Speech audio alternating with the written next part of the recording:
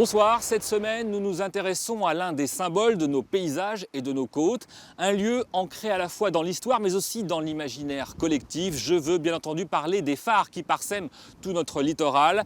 Chacun d'entre nous a sa propre vision, ses propres images associées à ces phares. Alors pour entrer tout de suite dans le vif du sujet, nous allons mettre nos pas dans ceux de l'artiste brestois Ramin.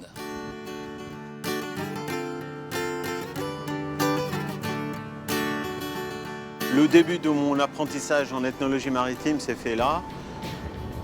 C'est le phare emblématique aussi des Brestois. Quand on veut se promener avec la famille, c'est une décision rapide. Pointe-Saint-Mathieu, c'est un phare qui a une forme particulière aussi.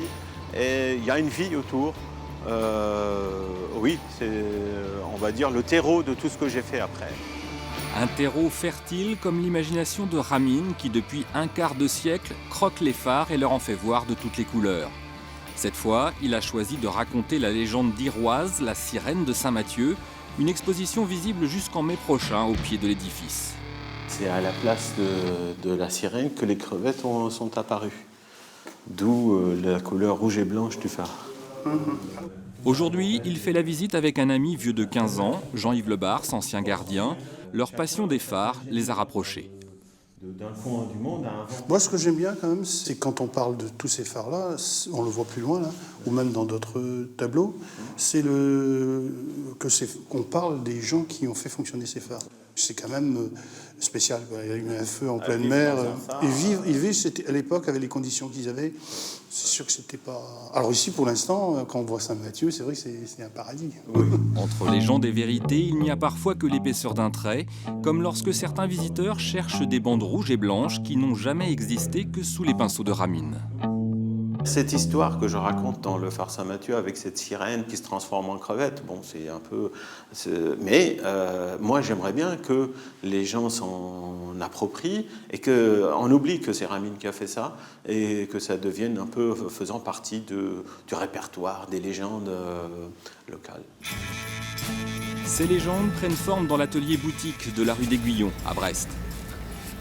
Voilà bientôt 10 ans que Ramin s'y est installé. Conjugué à ses voyages sur des navires de la Marine nationale, ce nouvel espace où il peut s'étaler sans compter a agrandi sa palette. L'horizon s'est élargi grandement. Disons qu'avant, je faisais des sujets monotypiques, les phares par exemple. Et puis, plus on avance, plus le phare réduit de taille sur les compositions et l'élément humain ou même paysage apparaît de façon plus prenante. Pour autant, pas question d'oublier complètement ce qui fait l'ADN du travail de Ramin.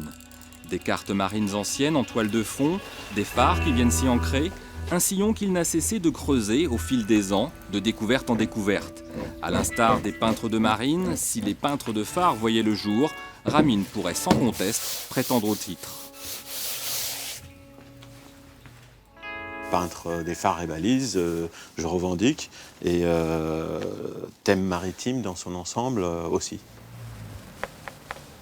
Les gens m'ont connu par ce biais-là, donc je ne suis pas vexé, comme me disent, peintre des phares. Au contraire, je défends cette notion et la conservation de l'héritage des phares et balises, mais je ne fais pas que ça, comme on peut voir dans mes expositions. Ce sont les belles aventures humaines qui m'intéressent.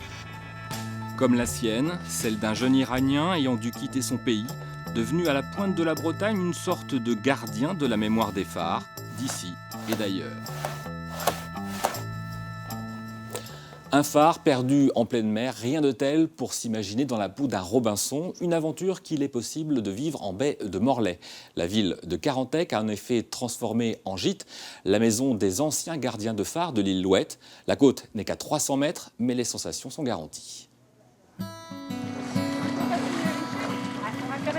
Ça sera mieux, on va faire une chaîne. Passer quelques jours de vacances sur une île déserte, ça demande un peu de préparation.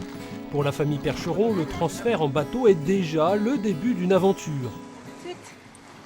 Alors ? La destination est un gros rocher maintes fois imprimé sur les cartes postales, l'île Louette, au large de Carantec. La famille vient de Rennes et de Normandie. Une fois coupé du monde, premier réflexe, monter là-haut, près de l'ancien phare, pour admirer la vue. On a l'impression d'être seul au monde, d'être Ouais, isolé de tout et de vraiment profiter de la nature pleinement.